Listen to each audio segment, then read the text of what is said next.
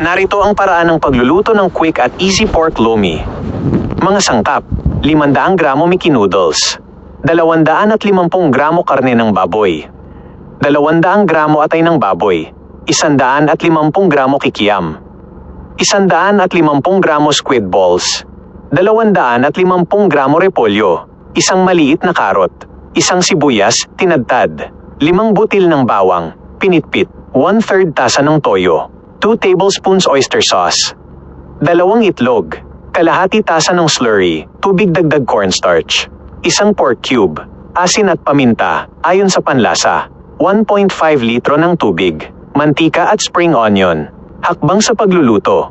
Isa, igisa ang aromatics at karne. Sa isang mainit na kawali, igisa ang sibuyas at bawang. Idagdag ang baboy at lutuin hanggang mag-iba ang kulay.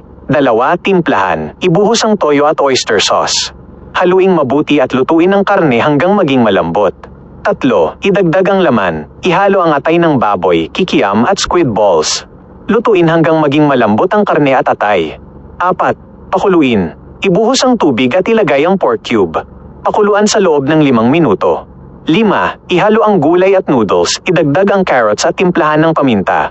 Pakuluan ng 2 minuto bago ilagay ang Mickey noodles. Lutuin ito ng 2 hanggang 3 minuto. 6, pampalapot. Ibuhos ang binating itlog at haluin hanggang bahagyang mabuo. Idagdag ang repolyo, pagkatapos ay ang slurry, mixture ng tubig at cornstarch. Haluin hanggang lumapot ang sabaw. 7, paghahanda. Budburan ng spring onion sa ibabaw at ihanda ng mainit. Isang maliit na kwento, ang pagluluto ng lomi ay laging nagpapaalala sa atin ng mga simpleng handaan kasama ang pamilya. Ang bawat sangkap, mula sa malambot na noodles hanggang sa malinamnam na sabaw ay binuo ng may pagmamahal, katulad ng mga resipe na itinuro ng ating mga magulang na nagbibigay buhay sa bawat hapagkainan.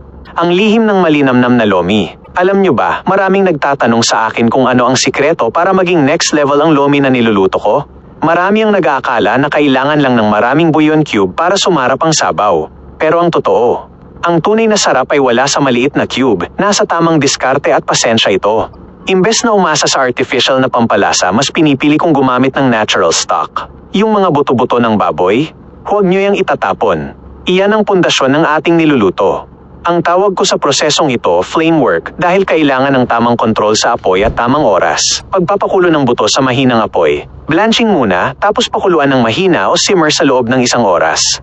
Habang pinapakuluan natin ito kasama ang sibuyas at bawang, dahan-dahang lumalabas ang natural na bone marrow at tamis ng karne. Yung sabaw pa lang, malinamnam na. Hindi mo na kailangan ng kung ano-ano pang pampalasa dahil nakuha mo na ang sustansya at lalim ng lasa mula mismo sa mga buto. Dito na natin papasok ang Mickey noodles, kikiam at ang pampalapot.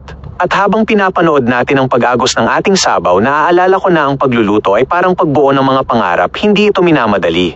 Ang bawat sandali na inilalaan natin sa kusina ay pagmamahal na ihahain natin sa ating pamilya. Kaya sa susunod na magluluto kayo, huwag nyo nang i-shortcut ang proseso. Gamitin nyo ang natural na sangkap.